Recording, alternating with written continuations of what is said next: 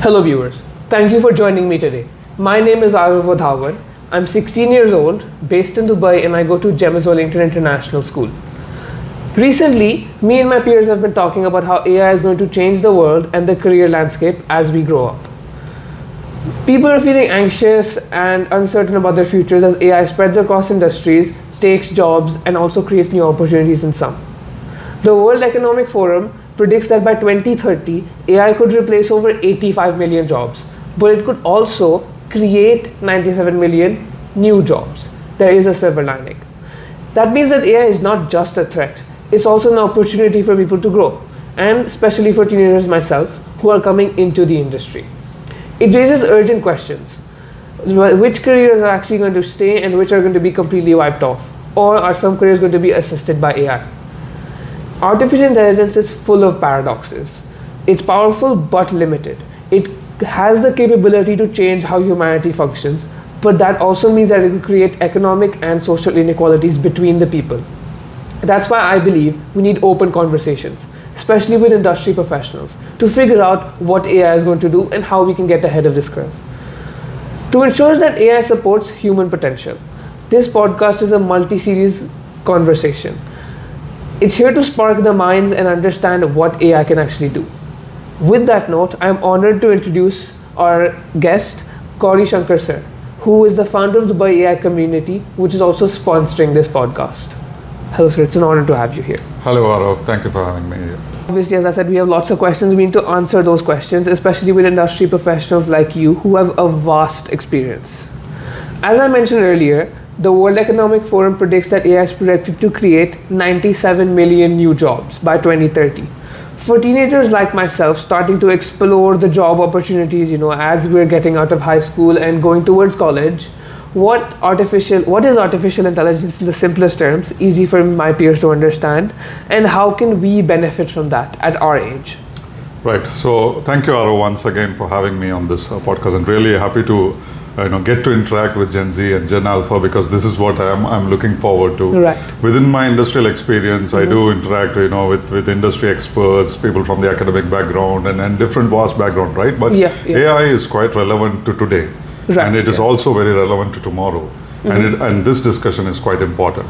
Now, coming back to your question of the new jobs, 97 million jobs and 85 million jobs being lost by World Economic Forum, we see this being quoted across different platforms and different events as well. Right. But for this to realize, right, in real time, and with respect to the UAE context and with respect to every country's context, that's going to take different timelines, right? It all depends upon the adoption. It all depends upon how much of technology is introduced and how much of policy is backing this, right? So AI in simplest terms is any system that can mimic human intelligence, right? So we all know that. In fact, now with all matured, kind of discussions that we are having, we do not want to call AI as artificial intelligence, but we want to call it as augmented intelligence, because that is something that can still preserve human value, human importance in the chain, and human centricity. So anything that can support you with your tasks, anything that can make your tasks more productive, wherein there is not much of human intelligence involved, but a systematic intelligence coming from a tool. And that we have, ordered this term, given this new meaning as artificial intelligence. And this has been existing for past 60 years, right? We just started calling it AI now, and we start talking about it so much only with the advent of Gen AI, ChatGPT, and so on. So for your generation, and for the younger generation, and for the future generation, it is very important to stay connected, number one, and to stay updated as well. Right, okay. What you learn within your academic curriculum at the moment might not be updated as much as how much of this technology is developing on a day-to-day basis. Now, coding or vibe coding, for example, will become an essential skill. Definitely. Knowing AI tools, knowing generative AI will become an essential tool. Let's say 10 years ago, having the Microsoft suite on your platform is very important. You know to use Excel, you know to use PPT, you know to use Word, and so is AI. So look at AI as another new technology that is going to help you with your job, with your career, with your personal productivity, and so on. and try to keep skilling yourself. We are not going to, totally give away our intelligence to AI or our tasks completely to AI, but we are going to use its intelligence to augment, to make things better. And I hope that answers your Definitely. question as well. So we can say that it's not artificial intelligence, it's assistive technology which embodies systematic intelligence. Definitely. It's not, a computer's brain, it's the human information we give to that computer and what it makes from that information and gives us an output. Exactly. Yeah. Like a machine, maybe, just the normal machine. Definitely. So, as you said, AI's impact, it's a big impact. It's going to span continents, which means that it's also going to span fields, different industries, from medicine to education, transportation maybe, and even in the sustainable sector. We've talked about that. We're planning on doing a podcast for sustainable and how AI is changing that also. Which sectors do you see leading that change though? Which have the most impact in that sector? Yeah, so two answers to this. So before coming into the podcast, I was thinking whether, I should kind of prepare holistically and understand what's happening across the globe. But what is important is the reality. Right. And reality Yeah, can come definitely. from people who had been working in this domain, who had been consulting in this domain, and they know what's the picture. So universally, I would say healthcare and medicine had benefited a lot. I wouldn't say directly the hospitals per se, but the advent of new medicine, right? And how much AI plays an important role in this, and that is something to be noted down, right? So medicine and healthcare is slowly improving. Yeah. In fact, we are looking at something called embodied AI, right? So what is this embodied AI? It's basically nothing but, let's say, advanced robotics. Right, Where okay, AI takes a body form, right? So, and where it can actually become new healthcare workers. Across the globe, we have a shortage of healthcare workers at the moment, Yeah, right? yeah. AI can solve this problem. AI plus robotics can solve this problem. Wow. And then looking at other domains, what are these domains that actually have benefited through AI? Or is transforming through AI, right? Yeah. We cannot exactly say benefited, right? To measure the impact, it's going to take some more time. Definitely. Right? Education is another domain. Yeah. Because we are continuously trying to see what are the best ways to integrate AI and not use AI as well. You can see on the news consecutively that some parts of the world or some schools are banning AI, whereas the other countries or other economies, they are actually integrating AI within the education. 100%, So this is a transformative period, right? You might not have seen this in other technologies in the past. And then slowly coming to industries, engineering firms, manufacturing, right? I deal with this domain primarily. Right. So this is also a space where AI is transforming because people want to know more about data collection, data analysis, data engineering, and data interpretation. Right, okay. Right, because this is going to save a lot of time. This is going to also drive real impact within businesses. So healthcare, medicine, we have education, we have engineering industries, manufacturing firms, and fintech, for example. We're talking about blockchain, cryptocurrency, and so on. Within fintech, we have different ways in which AI is being integrated. One, we know that there's a lot of cybersecurity issues that are happening. Yeah. It is also because of AI. Oh. But again, AI is being used to counter this as well, right? So I would say these are the primary domains in my knowledge, from what I have experienced, that is undergoing transformation. But I'm pretty sure it's everything. You name it, and definitely AI will be a part of that domain as well.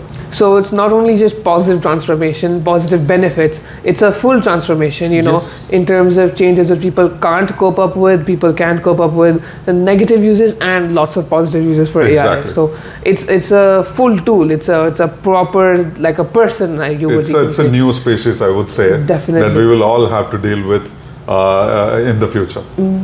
So you said that with AI in robotics, advanced robotics, we could have people working in medicine and like healthcare and hospitals. So can you just tell us what that entails? Right. So let's say I will go back to healthcare workers, right? So now that in different parts of the world there is a movement from people from global south going in to fill in these requirements in terms of healthcare.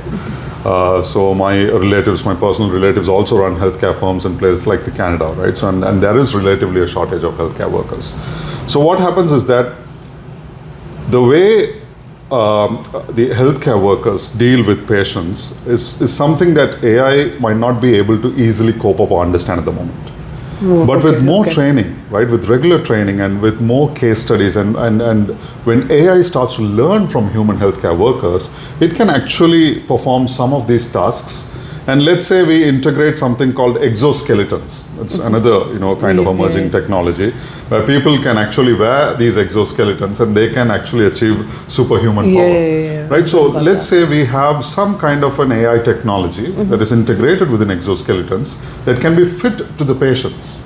And this exoskeleton can actually support patients to actually move, make, the regular tasks easier for them.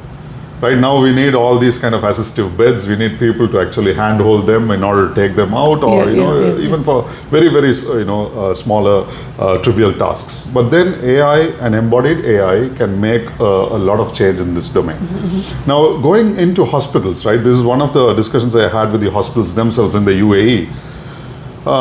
There are two primary challenges for hospitals. Number one, very, very basic, right? So we might think that healthcare is trying to overcome a very large challenge, but very basic challenge. We do not have enough healthcare professionals, doctors, for example. Right. Yeah. So let's say you have 100 appointments in a day. The hospital might not have the capacity to award all these 100 appointments. Right? They might have to say, no, please come back tomorrow. Right? That is one challenge. The number two challenge is that cancellation of appointments. So people are booking in the appointments and then they're not turning up. Oh, right, okay. Right, so they had been given that slot, which is a very valuable slot that someone else had been told no to, and then they do not turn up.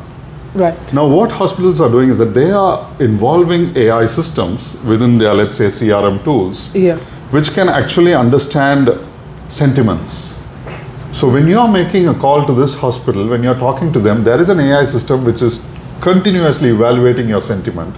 And it will actually show on a dashboard whether you will turn up for the appointment or not. Based on your tonality, based on your conviction in that appointment, based on your desperation, it can actually measure all of this. Right? Then it will give, this person might not really take up the appointment. So they will have another secondary backup slot where someone else can come in if this patient does not turn up. Right? So these are very, very, simple use cases might be, but really high impact when it comes to healthcare. So I can predict basically who's going to show up to the appointment, who might not. And then just you can provide with backup options. It's gonna increase the efficiency which doctors can work at, and definitely the stress of cancellation, the angerment of cancellation, that's going to be reduced. Definitely. Okay. So you say, again, I will go back to the fact that it spans continents. Looking at countries like US, China, Singapore, especially the UAE and beyond, AI adoption and innovation is very wide, right? It's very widely adopted. What lessons can the young people like me, my peers, especially in the GCC region, learn about that AI, and how can we use that AI to leverage us, get our dream jobs and the careers which will actually stay? Right. So let us focus on into these different countries that you have mentioned, right? So I normally end up speaking about the UAE context because people need that kind of motivation. When you say that, UAE really pushes technology drive and they have this top-down approach where the governments are supportive of newer technologies, then that leads me to discussing more about UAE. But it is very, very important that we understand what's happening in different parts of the world, right? Let's say, for example, Singapore. From Singapore, what you will have to learn is how policies. I'm just going to talk about from the AI point of view, right? So, how policies can be seamlessly integrated with technology. This is something that we have to learn from Singapore. Wow. Okay. So they have a really matured policy and different kinds of protocols in place already, which can integrate easily with technology. So how policy can be seamlessly integrated with technology, learn from Singapore. How technology can be seamlessly integrated with your cities, learn from China.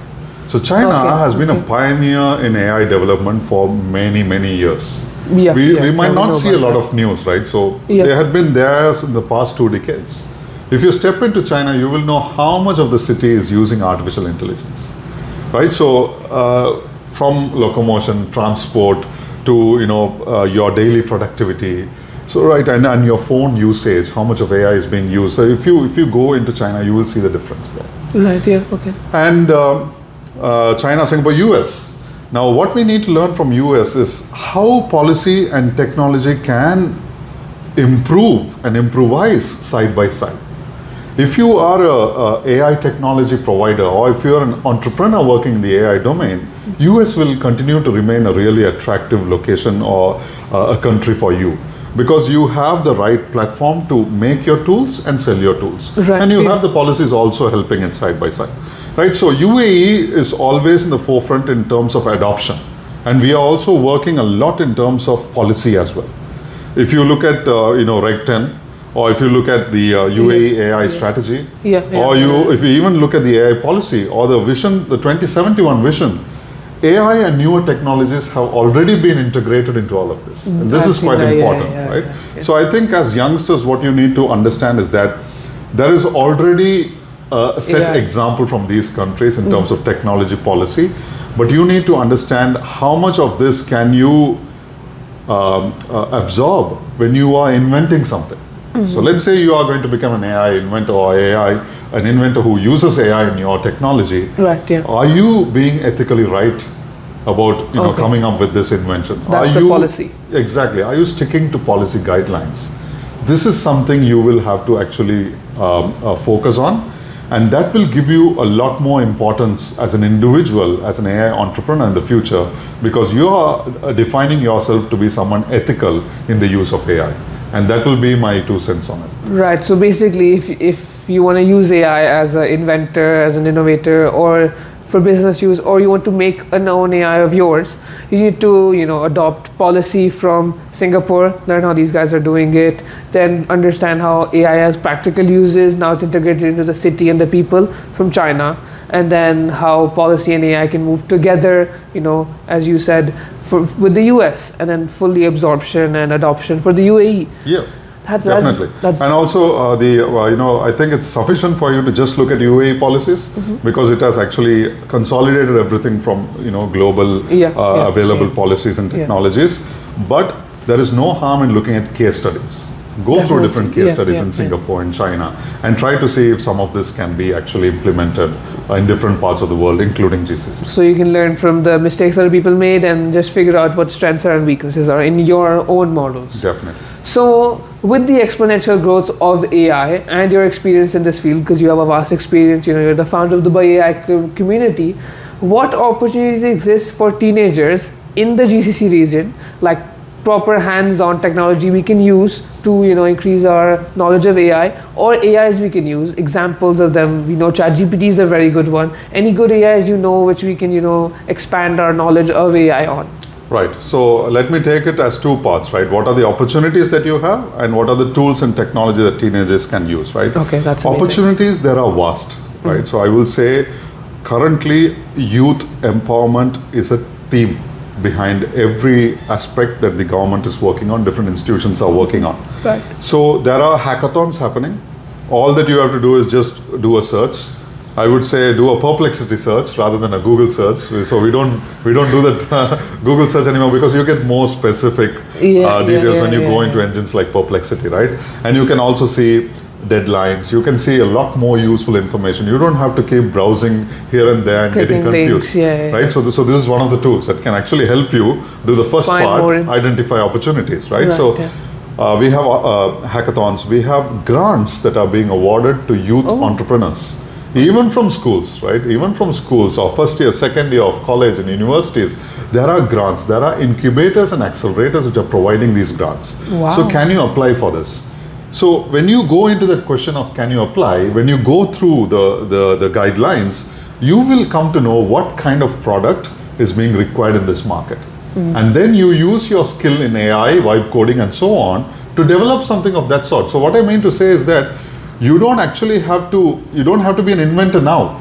But when you look at the requirements that are being posted, you will know what is needed from your end and so start working on that. It's like a checklist, you could say. Exactly. Pieces of puzzle you need to find all these puzzles and just put them all together to make the whole picture. Whole picture, yeah. And also coming from the startup point, what I would say is just the passion or just the idea is not sufficient, right? So I had been in the startup domain for the past 15 years and co-founded, let's say, at least 6 different ventures, right? So what happens is idea and passion is good, but you need to have an understanding of the market. Can you sell this product? If you create a product that can't be sold, then there's no point. It might be an invention, but it can't be a business. Because you can't make money off it. Exactly. So you will have to think about this. And investors know a lot more about this. So when they look at your project pitch, they will say whether it can make money or not. So for you to get that initial investment, you need to make sure that you have a good market study, right? So opportunities are there in the form of hackathons, grants, scholarships. You can learn. Let's say you are in school now. You're going to get into undergraduate. We have a lot of universities offering, scholarships to for students who have proven their AI knowledge right in their schools. Okay. Right. So let's say you have done AI projects or you have won some competitions. You can actually show this to get a scholarship, up to even 50%. Right. So these are opportunities to make you better. Coming back to tools. There are so many. You should know that every 26 seconds there is a new AI tool being launched in the market. Wow. And as we speak, maybe by the time we are done with this, there'll be 100 new products in the market. Wow. But it is always good to go through the known ones because they are going to remain in this for a long time.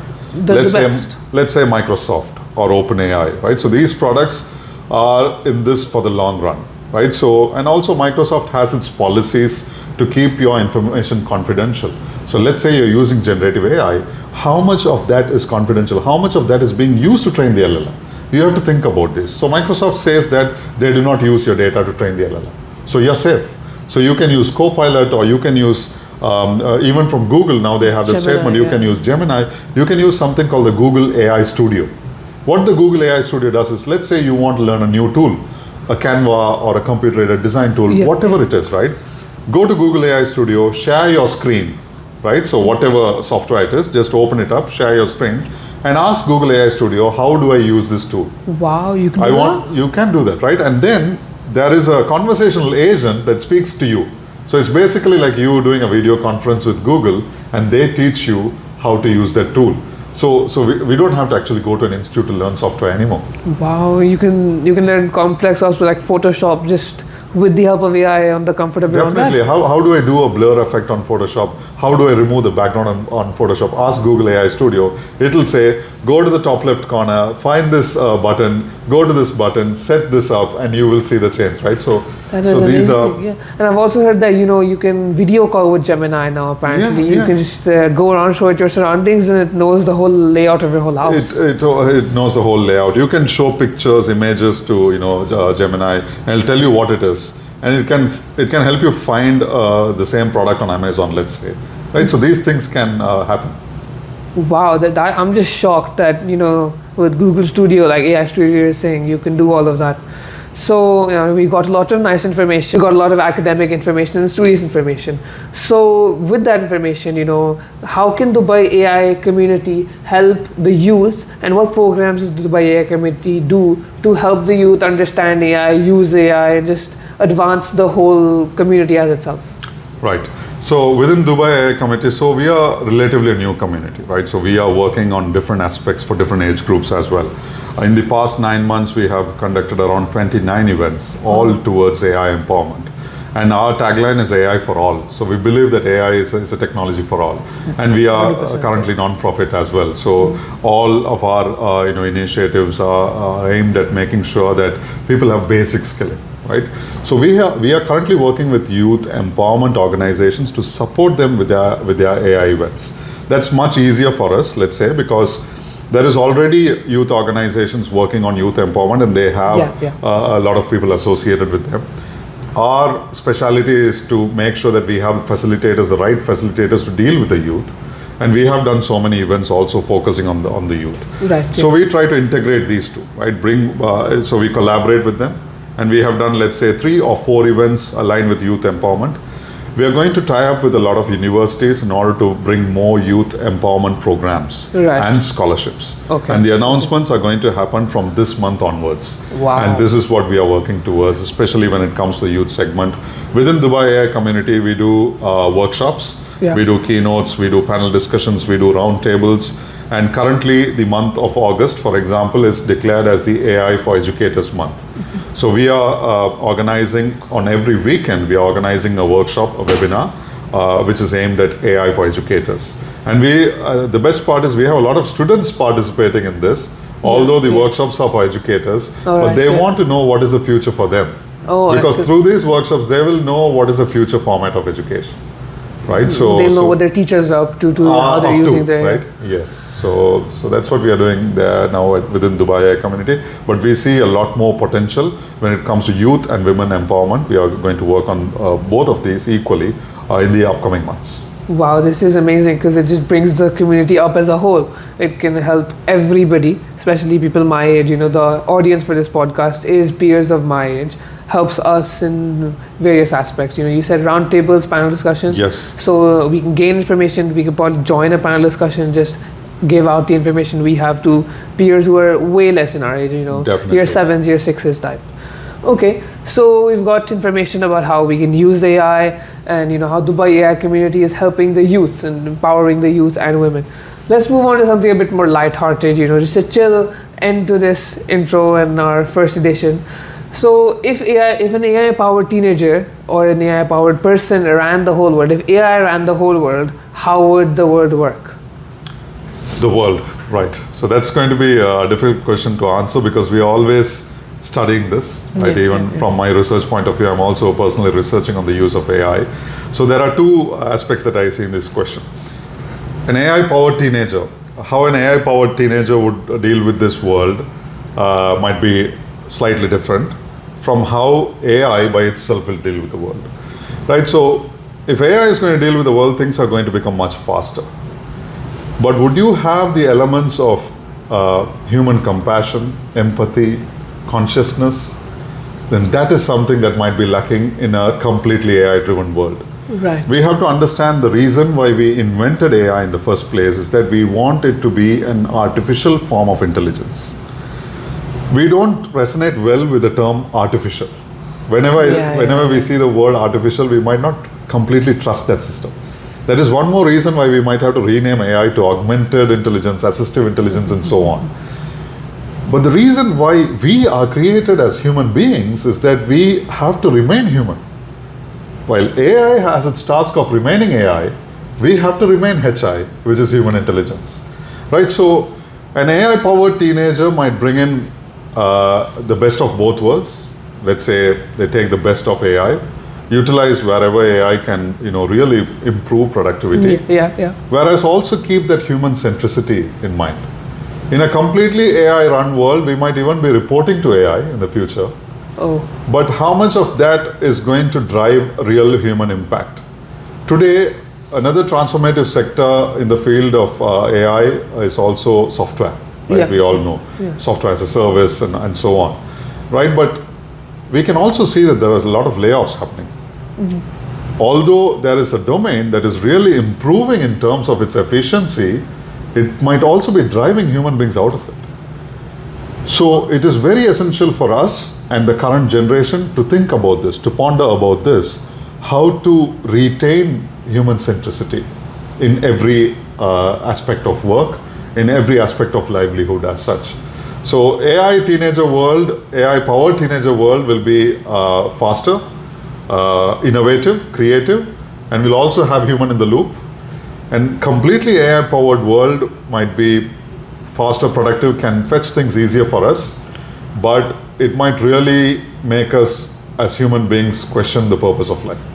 So like an emotional dystopia. You can say just there's no emotion, there's no consciousness. We're basically AI because we're working like robots.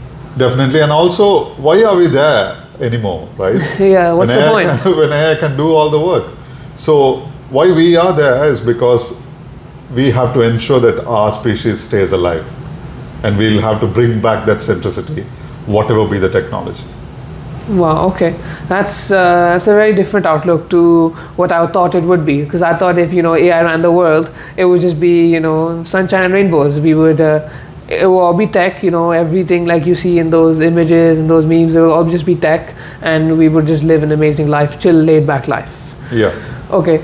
So, if your entire life was AI, not in the bad way, if the entire life was controlled or managed by AI, the stats you would have in AI, how would that look like? We're not using AI to, rule us, but we're using AI like technologies like the Samsung Ring, the Apple Watches, phones which calculate your steps, heart rates. How could you make a cyborg right now? Right. So I would say that we are all partially cyborgs already. Oh, okay. Right. Why do you say that? People might say that they are not using AI, right? Those who are resistant to change. Although these dialogues have shifted heavily in the past 2-3 years, when I walk into a room and I ask people, let's say 3 years ago, how many of you use AI, there were very few hands. But today when I walk into the same room, like everyone uses AI, we all know that, but the questions have become more specific. What AI do you use, rather than asking, do you use AI? Yeah. Questions themselves have transformed, right? And the fact that we are using mobile phone as our third hand from the time we wake up and go back to sleep. Definitely, 100% I agree. This digital technology that we have in our palm will not be able to operate without AI today. Mm-hmm. It has been integrated into every aspect. So from the moment you wake up, you are actually using AI. Yeah, so your capabilities have been enhanced and has become faster by doing that. So I would say that we are all AI assisted beings now, right? And we are partially, cyborgs as well. But I see a future world where you will have human beings, pure human beings who are having set of tasks to do. We have cyborgs and also hybrid human beings. When I say hybrid, there are a lot of research happening at the moment to upload human consciousness into a robotic device. So you move from a carbon body to a silicon body. Oh, okay. Why? Because I can give you a use case for that. If you're going into a deep space mission, the carbon body might not be able to survive, especially when you go to certain planets or when you go too deeper into space with the pressure and temperature and so on. But the silicon body can travel. But it has a human consciousness, which means that it can bring the intelligence back to Earth. I'm just giving an example why we need silicon bodies, right? Long time, Yeah. So there are two types of this, the hybrids, where human beings are using exoskeletons and other formats, just like Iron Man and whatever you see on Marvel or DC. On the other hand, you have these robotic devices, or let's say robotic beings, uploaded with human consciousness. And the third category will be completely, robots that will do work autonomously, will assist us, and sometimes might lead us as well. So 3 class of species, just because we invented one technology. And this is what we might see in the future. And that is the kind of world we can anticipate to see. On like 60, 70 years, this is what the future could hold for us. 10, 15 years, I would say I'm more optimistic. Wow. China perceives to see half of its population to be robots by, let's say, 2040, 2050, and they have already started manufacturing. I'm not sure if you saw the Chinese festival. I think the New Year celebration, half of the dancers were robots. And if you see the crowd control, there were police officers who were robots as well. So. Wow, just maybe in like 6, 7 years also we could have, people. Can definitely happen. Wow, that's just crazy. Well, thank you so much. This has been amazing. You've given us lots of insights about how AI can be leveraged for us, people, the community as a general. Thank you so much, sir. It's been an honor to have you here. Thank you. Thank you so much, Arav, and really glad to be a part of this. And I'm pretty sure that youngsters will draw inspiration from this episode and from what you're doing. Right. What you're doing is much more important than what we are doing right now. We are just facilitators, but you are the torchbearers of the future world. Thank you so much. And I could see a lot more potential in youth, and a lot more potential when it comes to innovation and creativity amongst youth. Use AI to support and assist your tasks, not to replace your human intelligence.